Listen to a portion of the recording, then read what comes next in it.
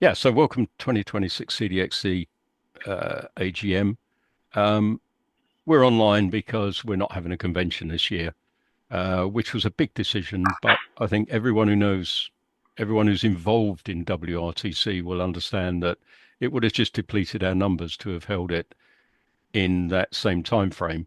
We could have looked at moving it to maybe this sort of time, but to be honest, the other problem is the organization of it.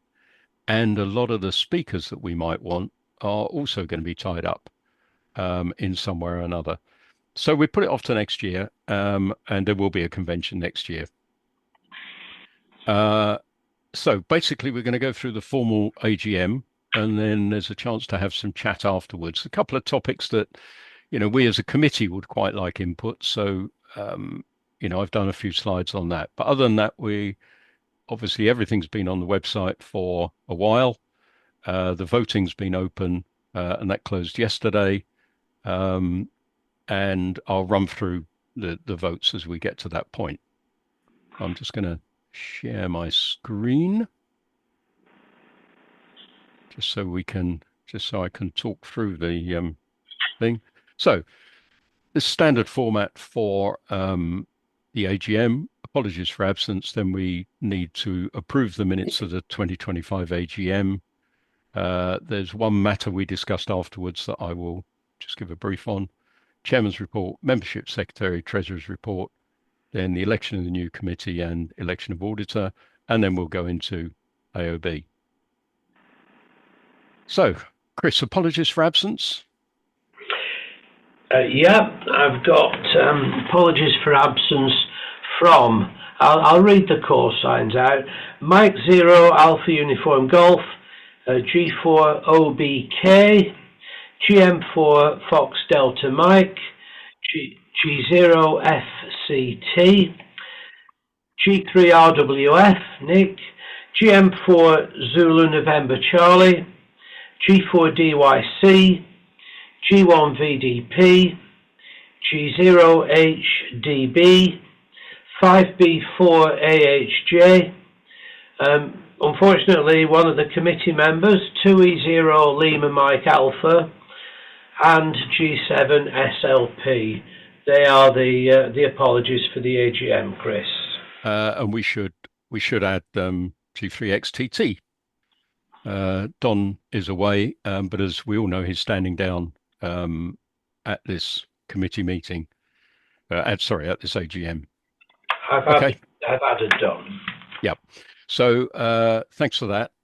So the next item is to accept the minutes of the 2025 AGM.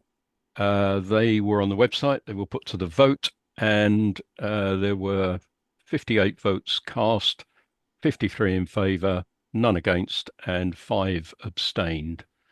So that motion is carried.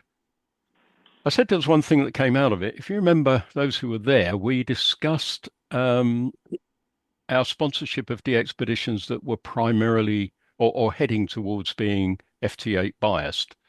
In other words, if you look at, well, I won't mention any, but we know who they are, who basically set up a bunch of computers and just run. I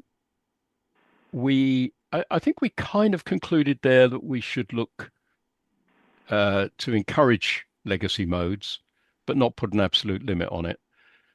In the time since the last AGM, we've not had an application that is any greater than 50%.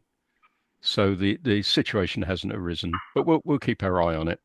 And of course, we're very conscious of what's happening in ARRL with the DXCC Honour Award discussions going on.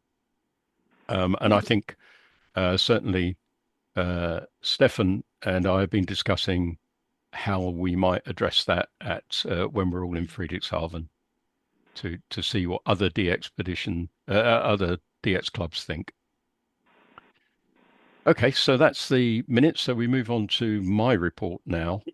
By the way, one thing I didn't say at the start is if you've got comments and questions, probably best to put them in chat, and then we can pick anything up as we go. rather than obviously all keep butting in. So my report, I'm just going to pick a few highlights out of it. As I said, every now and then in a club you get a major project come along. The thing about running a major project in a club is you still need to do all the other things that the club needs to do. Um, and of course, that major project was launching the new website and membership system. And we started back in November 2024. And as we've reported before, we got help from GMDX and FOC because they were already looking at that, and in fact transitioned before we did. And then we had the team put together, and it was obviously myself, Andrew, and Chris from committee, and then John G4IRN and I can't. Oh, Stuart. Yes, he is there. Stuart M1SMH joined us and have put a huge amount of work in. And as you saw in the digest, we recognise that with plaques for them. We went live at the end of August. It was quite a day. We started, I think, at 8 in the morning, and we actually pressed the live button at 5 o'clock. And I think the last WhatsApp chat or Zoom chat, whatever, was about 11 in the evening. And we've been still working on it. We have regular meetings, ad hoc meetings, and we've got a project list of things still to do. The feedback's been good, and we are getting people joining by having seen the website and joining, so that's good. But of course, the big thing about it is, we are saving money. Someone's got. Thanks, Chris. Chris has muted everybody in case or muted some, I think. The good thing is it's saving us money. And, we need to recognize the volunteers. Oh, and I missed out Pauline, Chris's wife, who we all know, has been involved with helping a lot of the things along and keeping track of actions, as well as, or making sure we do our actions, as well as John, who runs the actions sheet. And the other thing is, for the first time, we've actually documented what the site is. John and I agreed early on that we should have a user manual, such that as committee members change and new people come and people go, that there is an up-to-date way of understanding how to use it. So that was the website management system, and it's taken a lot of time, but we're very pleased with it.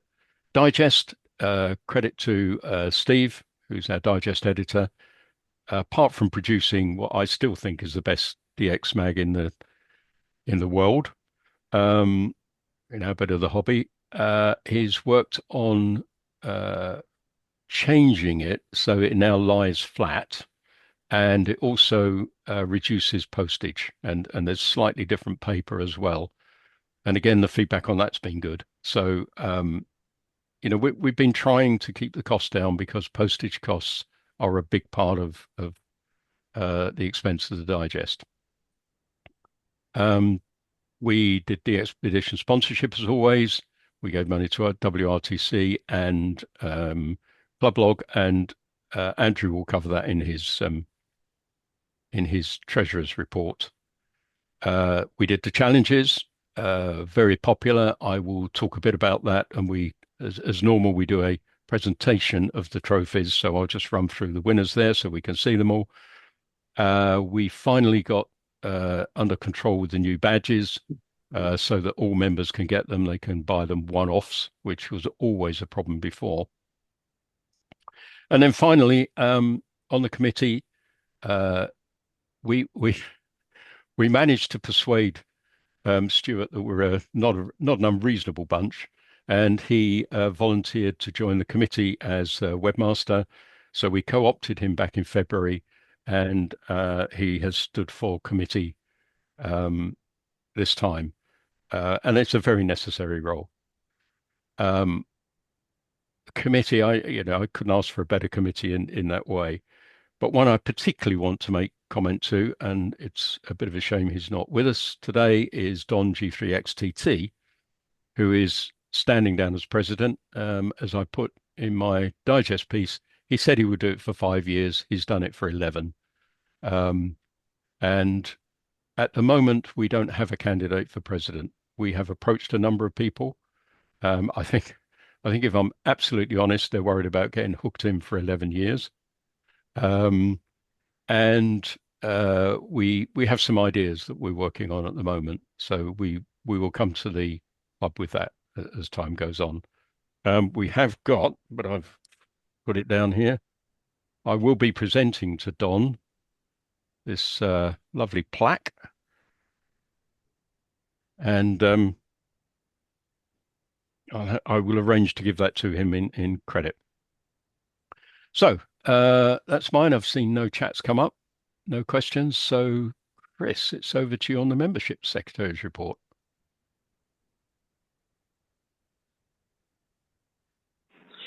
Okay, thanks Chris for that. The plaque looked very nice and the picture came through perfectly. The membership secretary's report covers the period the 1st of April 2025 to the 31st of March 2026. I'll read it, it's not too long. There was a slight fall in the club's membership during the period April 25 to March 26, and the membership numbers were as follows. So we now have 674 members. We did have 683. Overseas, of the 674, 125 are overseas, 543 are UK members, and we have 6 complementary members. The complementary members are those who we like to reward, particularly for advertising with us in the digest. This represents a net reduction of 9 members. I mentioned the digest. 467 members do receive a printed digest through the post, and overseas 73 members receive a printed digest through the post. So the vast majority of members do like to read a printed digest through the post. In the 12-month period I'm reporting on, we welcomed 63 either new or rejoining members, and sadly 13 members became silent key. I'll mention them later on. So that's 63 new or rejoining members. A bit lower than 10%, but that's fine. Of the members who left, 17 did let me know why they were leaving, which is always nice to know. They gave me the reasons, and most of them were either taking a break from the hobby or downsizing. So that was okay. The club, Chris has mentioned this, but I'll just mention it too. We migrated from the former Wild Apricot system to the new WordPress or PM Pro membership system on the 29th of August. We actually took over from the old system 707 records. Now, quite a lot of these were test ones that we'd set up just to make sure the transition went smoothly. Most of those have now been removed.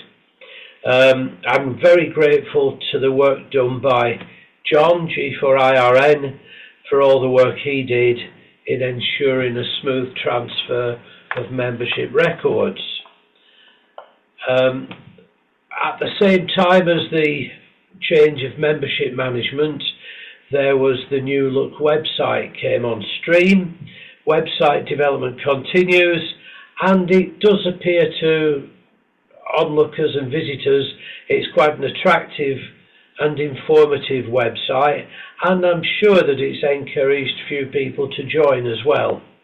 I want to thank club member Stuart, M1SMH or F4VRL.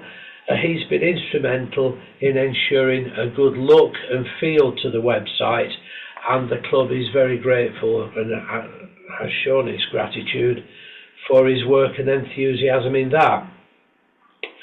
The various social media platforms, we have the Club Reflector, the group's IO reflector. We have Facebook, and we have Slack, which replaced Skype. These three platforms allow members to interact, and I would encourage really experienced members in the club to share their knowledge and tips with newer members who often ask questions, welcome questions. I ask some myself as well, and they may well have joined the club to learn and benefit from the wisdom of the more experienced. I know that's one of the reasons I joined. As a club, we've had a presence at several radio rallies this year, and we were in the special interest group room at the RSGB convention. It's a pet like of mine that I like to keep the club's visibility up amongst the general population of radio amateurs, and along with the CDXC convention, it's a good way of maintaining contact with the membership and with the wider population of amateurs. Can I give thanks to all club members who help staffing the tables at these rallies? And finally, sadly, the club records the passing of the following members, and they've already been listed in the digest, but of course the club sends condolences to the families.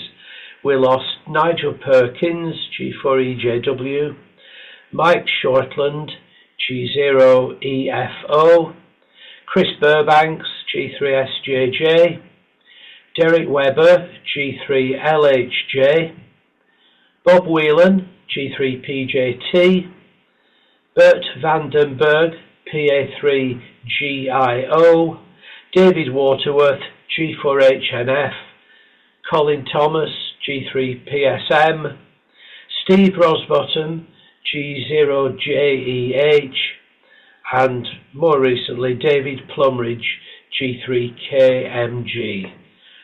Some of those names will be very familiar to you. That completes my membership report, so it's back to you, Chris. Thank you. Thanks, Chris. And I obviously, one of the things that's really important in a club is membership liaison, responding to membership questions about their actual membership, their payments and everything else. And Chris does a really good job there, as well as doing it. It's been a sad year for the people we've lost, because nearly all of those that Chris read out have been members for as long as I can remember, and active all the way through. So it's sad, but there we go. We always send our condolences. Something else Chris does for us. Okay, so moving on, Andrew, would you like to take the chair now and give us the Treasurer's input? Indeed. Good morning, everyone. I'm just going to talk through some of the highlights of CDXC's audit accounts for the year ending 31st of March 2026. If you would like to refer to the full account statement, it is on our website. So overall, our income is slightly down on the previous year. It's 17,253 compared with 17,978 in the previous financial year. This is due to a slight drop in member subscriptions, fewer donations to CDXC, and of course declining interest rates because we do invest our capital. However, we did have an increase in advertising income, with A.G.M becoming an advertiser in the Digest magazine. Advertising income is actually quite an important source of revenue for us. It was £1,241 in the financial year, and we would like very much to thank BHI, Martin Lynch, Nevada, Yesu and A.G.M for their support of CDXC by advertising in the Digest, and of course Yesu also, who sponsors our website. Turning to our expenditure, it is down on the previous year. It's 19,673 compared with 20,584, although some areas of expenditure increased. So I'm having a problem with my mouse. It won't. It's decided not to move my screen. So the digest costs of £8,063 were slightly higher, primarily due to increased postal changes. However, going forward, we expect postage costs to stabilise because we've revised the format of the digest, and that actually, because it's thinner, it provides less expensive postage costs. However, despite the increase in postal charges for the last financial year, we receive extremely competitive postal charges thanks to Tim Beaumont, M0URX. So thanks, Tim, for that. It's really helps CDXC. The cost of CDXC's membership and financial system will reduce in future years with the move away from Wild Apricot. Wild Apricot cost us about £1,600 a year, and we're forecasting that the new membership system will probably knock £1,000 off that cost. We also made donations of £600 to Clublog, £150 to DX World, and a pledge of £1,000 to WRTC 2026. We spent a little less on DXpeditions in this financial year.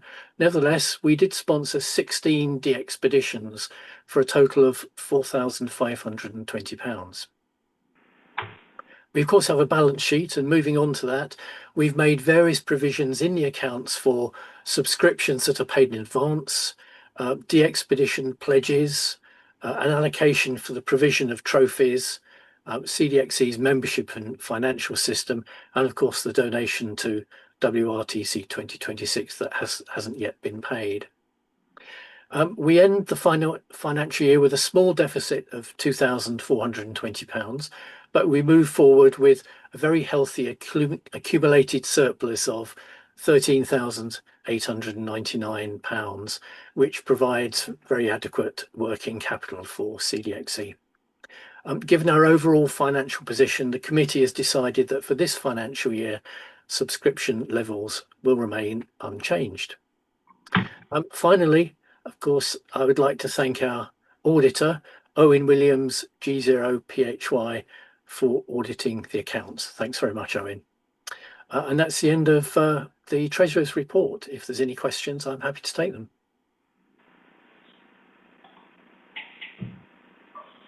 No, I'm not seeing anything coming up on chat.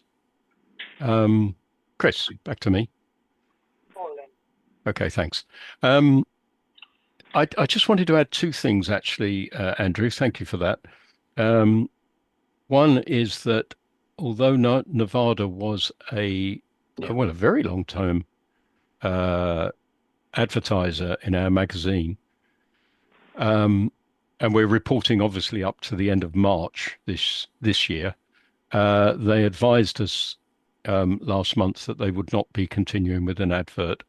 Obviously, Nevada is no longer and absorbed into other companies, but that's rather sad. So we have actually lost them for this year, and we are still in discussion with them. The second thing, and I forgot to mention it actually, is one of the big things that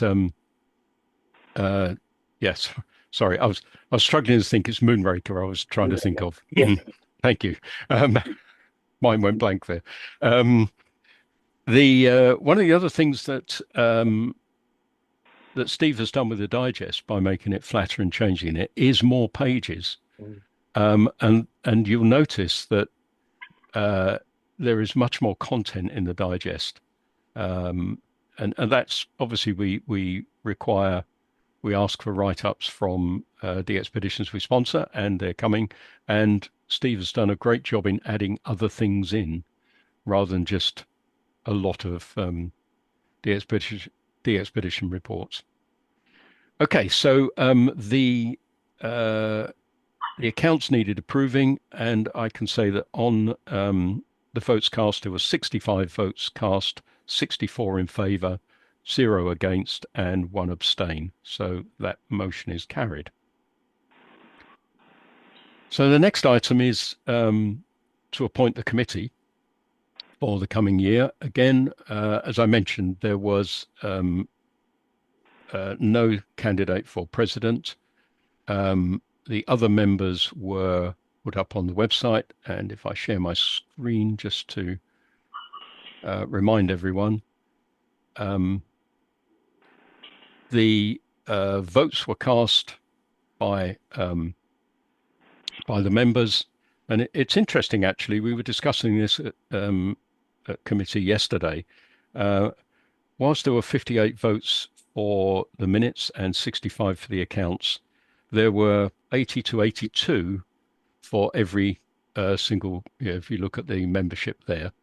So it looks like people are very interested in who is on the committee, which is good. So I won't go through them all in detail. They'll go in the minutes, but basically 80, 81 or 82 votes cast. Abstentions obviously for ourselves. There were 2 votes against, and we think we know what happened there. They weren't genuine votes against. They should have been for, but it looks like a testing. So basically, everyone has been elected, and I want to thank all the members that voted for their confidence in us as we move forward again. So that's the committee for the coming year, and hopefully we're going to, well, I'll talk about some things at the end that we might be looking for input. Our last job is to appoint the auditor, and I'm very pleased to say that Owen, G0PHY, has volunteered again. So thank you, Owen. And the votes were 65 votes were voted, 65 votes cast, 63 for, and 2 abstentions. So this is beginning to look a little bit like an old Soviet Union voting system where everyone gets voted in. But thank you very much. You are duly elected again as our auditor, so thank you, Owen. So that actually concludes the formal business of the AGM.